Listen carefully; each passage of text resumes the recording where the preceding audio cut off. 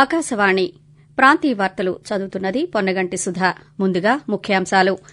పేదరిక నిర్మూలనకు ప్రభుత్వం ప్రాధాన్యత ఇస్తోందని పార్లమెంటు బడ్జెట్ సమావేశాల్లో రాష్టపతి ద్రౌపది ముర్ము పేర్కొన్నారు.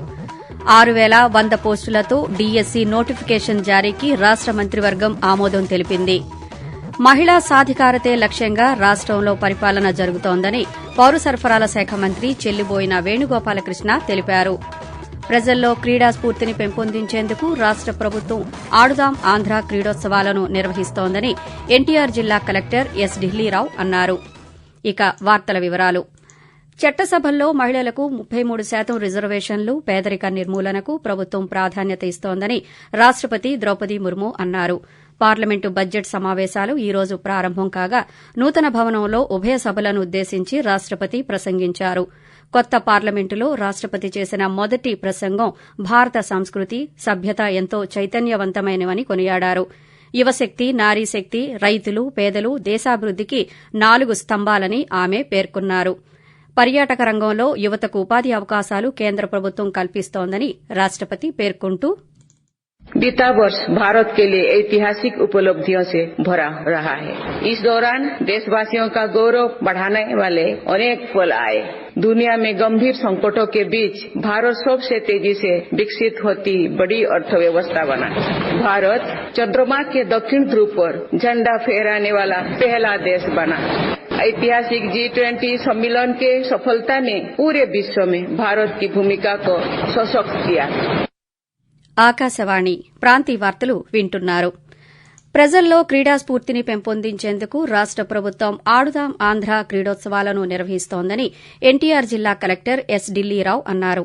ఈ రోజు విజయవాడ ఇందిరాగాంధీ మున్సిపల్ కార్పొరేషన్ స్టేడియంలో క్రీడోత్సవాలను ప్రారంభించిన అనంతరం క్రీడా ప్రాధికార సంస్థ పతాకాన్ని కలెక్టర్ ఆవిష్కరించారు. ఈ సందర్భంగా ఆయన మాట్లాడుతూ క్రీడలతో ఆరోగ్యకర సమాజం ఏర్పాటుకు ప్రభుత్వం కట్టుబడి ఉందని అన్నారు. రాష్ట మంత్రివర్గం ఈ రోజు సమావేశమయ్యింది. 6,100 పోస్టులతో డీఎస్సీ నోటిఫికేషన్ జారీకి కేబినెట్ ఆమోదం తెలిపింది. 2 ఏళ్ల పాటు గౌరవ వేతనం ఇచ్చేలా అప్రెంటిస్కు, పాఠశాల విద్యాశాఖలో ఇతర ఖాళీలను పదోన్నతి, బదిలీల ద్వారా భర్తీ చేయాలని నిర్ణయించింది. అన్ని విశ్వవిద్యాలయాల్లోని బోధనేతర సిబ్బంది ఉద్యోగ విరమణ వయసును 62 ఏళ్లకు పెంచుతూ నిర్ణయం తీసుకుంది. డిస్కంలకు 1,500 కోట్ల రూపాయలతో రుణం తీసుకునేందుకు బ్యాంకు హామీకి మంత్రివర్గం ఆమోదం తెలిపింది. అలాగే రాష్ట పెట్టుబడుల ప్రోత్సాహక మండలి ఆమోదం పొందిన సౌర, పవన విద్యుత్ ప్రాజెక్టులకు గ్రీన్ సిగ్నల్ ఇచ్చింది.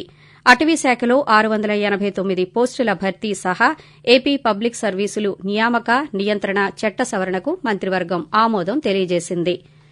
మహిళా సాధికారతే లక్ష్యంగా రాష్టంలో పరిపాలన జరుగుతోందని పౌర సరఫరాల శాఖ మంత్రి చెల్లిబోయిన వేణుగోపాలకృష్ణ తెలిపారు.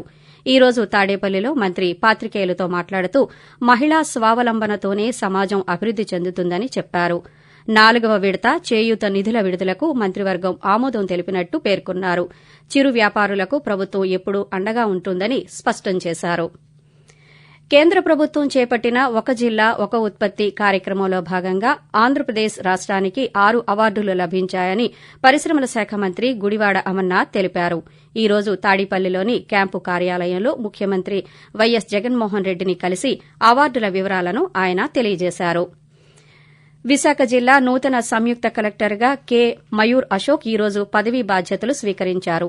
విజయనగరం జిల్లా జాయింట్ కలెక్టర్గా పనిచేసిన ఆయన విశాఖ జిల్లాకు బదిలీపై వచ్చారు. కలెక్టర్ డాక్టర్ ఏ మల్లికార్జునను ఆయన మర్యాదపూర్వకంగా కలిసి విధుల్లోకి చేరారు. 2024 సార్వత్రిక ఎన్నికల్లో దివ్యాంగులకు ఓటు హక్కు కల్పించేందుకు ఎన్నికల సంఘం కృషి చేస్తోందని రాష్ట ప్రధాన ఎన్నికల అధికారి ముఖేష్ కుమార్ మీనా ఒక పత్రికా ప్రకటనలో తెలిపారు. అన్ని పోలింగ్ కేంద్రాల వద్ద ర్యాంపు ఏర్పాటుకు సంబంధించిన పనులు తుది దశకు చేరుకున్నాయని తెలియజేశారు. అల్లూరి సీతారామరాజు జిల్లాలో సమస్యాత్మక పోలింగ్ కేంద్రాల సిబ్బందికి అదనపు భద్రత కల్పిస్తామని కలెక్టర్ సుమిత్ కుమార్ అన్నారు. ఈ రోజు ఐటీడీఏలో అధికారులతో నిర్వహించిన సమావేశంలో ఆయన మాట్లాడుతూ సెల్ఫోన్ సిగ్నల్ లేని ప్రాంతాలకు సెక్టోరియల్ అధికారులకు సహాయకులుగా సిబ్బందిని నియమిస్తామని తెలిపారు. శ్రీ సత్యసాయి జిల్లాలో పెండింగ్లో ఉన్న భూసేకరణ పనులను వేగవంతం చేయాలని జిల్లా సంయుక్త కలెక్టర్ అభిషేక్ కుమార్ అధికారులను ఆదేశించారు. ఈ రోజు పుట్టపర్తి కలెక్టర్ కార్యాలయంలో అధికారులతో నిర్వహించిన సమావేశంలో ఆయన మాట్లాడుతూ భూసేకరణ పనుల్లో ఎలాంటి అలసత్వం ప్రదర్శించకుండా రైతు లబ్దిదారులకు నష్టపరిహారాన్ని అందించాలని సూచించారు. 18 సంవత్సరాలు దాటిన ప్రతి ఒక్కరూ ఓటరుగా నమోదు కావాలని పార్వతీపురం మన్యం జిల్లా సంయుక్త కలెక్టర్ ఆర్ గోవిందరావు పిలుపునిచ్చారు. ఆకాశవాణి ప్రాంతీయ వార్తలు ముగించే ముందు ముఖ్యాంశాలు మరోసారి.